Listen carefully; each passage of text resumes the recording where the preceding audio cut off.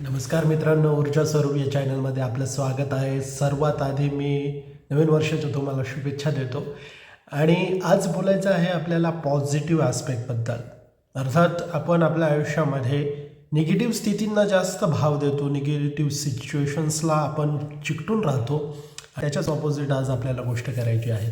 अर्थातच काय की पॉझिटिव्ह ॲस्पेक्ट काय आहे नेमकं, हा प्रश्न पडतो आपल्याला. पॉझिटिव्ह ॲस्पेक्टने काय घडतं आणि मॅनिफेस्टेशन कसं होतं. पॉझिटिव्ह ॲस्पेक्ट काय आहे की हा एक विचार आहे, एक स्थिती, एक परिस्थिती आहे जिचा आपण विचार करतो.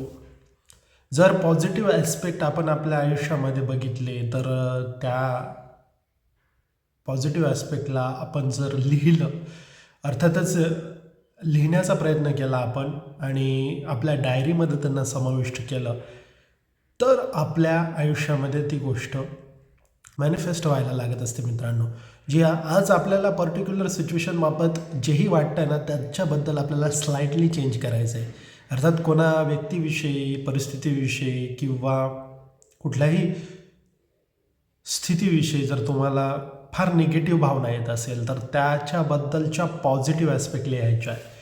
बरं, पॉझिटिव्ह ॲस्पेक्ट लिहित असताना आपल्याला रेझिस्टन्स येतो, कारण की एखाद्या व्यक्तीबद्दलच्या निगेटिव्ह गोष्टीच आपल्याला दिसतात जेव्हा आपलं त्याच्याशी भांडण झालेलं असतं किंवा एखाद्या परिस्थितीशी आपल्याला फार निगेटिव्ह फील झालेलं असतं. तर त्यामुळे आपल्याला पॉझिटिव्ह लिहिणं फारसं शक्य होत नाही. पण समजा आता आपण एक गोष्ट घेऊ, पैशाबाबत आपले काय कॉन्सेप्ट आहे, निगेटिव्ह कॉन्सेप्ट, ते आपल्याला माहिती आहे की पैसा इझिली येत नाही वगैरे, पैसा फक्त श्रीमंत लोकांकडेच जातो. ह्या ज्या गोष्टी आहे, आपल्या ज्या फिलिंग्स आहेत, त्या आपल्याला ते करू देत नाही. परंतु आपण जर पैशाच्या बाबतीत पॉझिटिव्ह ॲस्पेक्ट लिहिले आहेत, जसं की पैसा आनंद देतो, पैसा आपली लाईफस्टाईल सुधारतो, पैसा लाईफ इझी करतो, पैशामुळे सगळ्या गोष्टी शक्य आहेत, पैसा सगळं काही मिळवून देऊ शकतो, पैशाने माझ्या लाईफला एक वेगळी गती मिळते.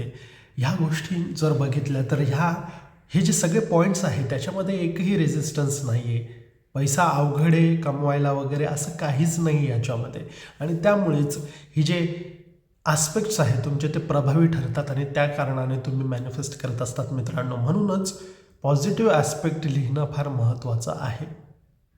आता प्रेमाविषयी काहींना रेझिस्टन्स असेल तर ते प्रेमाविषयी कसं लिहू शकतात की प्रेम एक खूप चांगली गोष्ट आहे, प्रेमामध्ये माणूस एकमेकांना समजून घेतो, प्रेम हे एकमेकांच्या प्रोग्रेससाठी, प्रगतीसाठी खूप चांगलं आहे, प्रेम हे शांतता आणतं, प्रेम हे जगासाठी चांगलं आहे, प्रेम हे माझ्यासाठी चांगलं आहे, प्रेमात माणसाला सगळं काही छान वाटतं.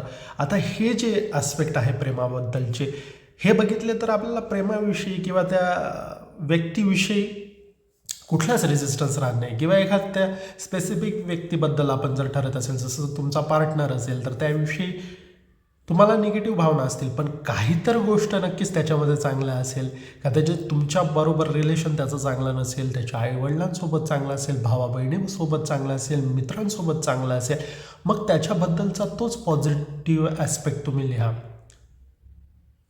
स्पेसिफिक मुलीचं नाव घेऊन, मुलाचं नाव घेऊन, तिचं किती छान रिलेशन आहे त्या व्यक्तीसोबत, तिच्या वडिलांसोबत कसं छान रिलेशन आहे, हे बोलल्यानंतर काय होतं मित्रांनो, तुमची व्हायब्रेशन बदलते आणि तुमची व्हायब्रेशन बदलली की तुमचे नातेसंबंधही सुधारत असतात. म्हणूनच एखाद्या स्पेसिफिक परिस्थितीविषयी पण, व्यक्तीविषयी पण जर तुम्ही पॉझिटिव्ह ॲस्पेक्ट लिहायला लागाल ना, तर त्यानंतर तुमचे मॅनिफेस्टेशनही तुमच्या जीवनात घडायला लागतील मित्रांनो. म्हणून असं समजू नका की आता एखाद्या परिस्थितीविषयी किंवा व्यक्तीविषयी तुम्ही निगेटिव्ह भावना व्यक्त करत आहात तर हे नातं सुधारू नाही शकत किंवा नातं सुधरवता येत नाही. तर ते ऑफकोर्स सुधरवता येतं जर तुम्ही स्लाइटली तुमच्या विचारांमध्ये चेंज आणला तर हे पॉझिटिव्ह ॲस्पेक्ट ह्याबाबत असतात. तुम्ही त्या पर्टिक्युलर व्यक्तीविषयी लिहितात परंतु त्याच्या गुणांबद्दल लिहितात. जसं की मुलीबाबत लिहित असाल तर तिचे डोळे चांगले आहे, तिची पर्सनॅलिटी चांगली आहे, तिचा स्वभाव चांगला आहे, अशी पर्टिक्युलर परिस्थिती जर तुम्ही तिथे लिहिली तर नक्कीच तुमचे हे जे मॅनिफेस्टेशन आहे ते परिणामी बदलायला लागतील मित्रांनो. हे एका दिवसात नाही होणार, परंतु जशी जशी तुमची व्हायब्रेशन चेंज व्हायला लागते तुमचे रिझल्टही तुम्हाला बदलताना दिसतील.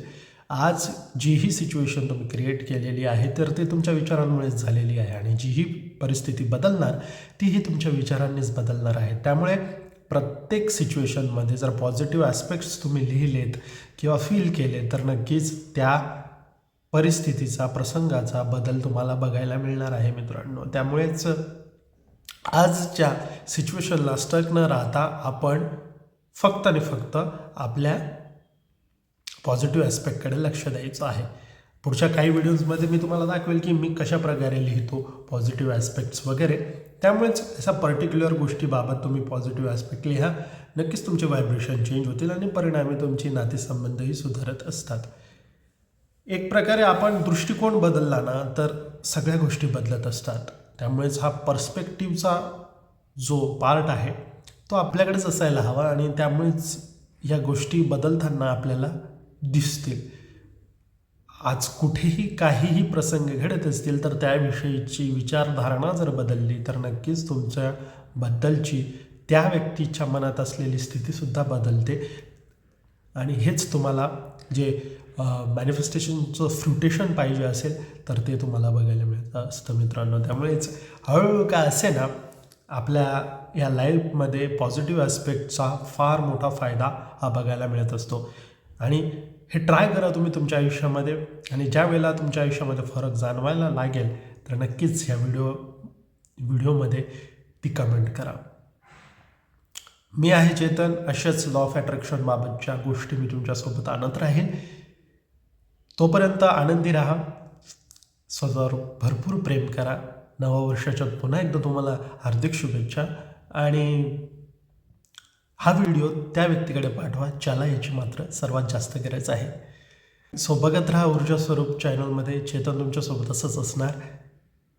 या चॅनलला लाईक शेअर सबस्क्राईब करायला मात्र विसरू नका. धन्यवाद.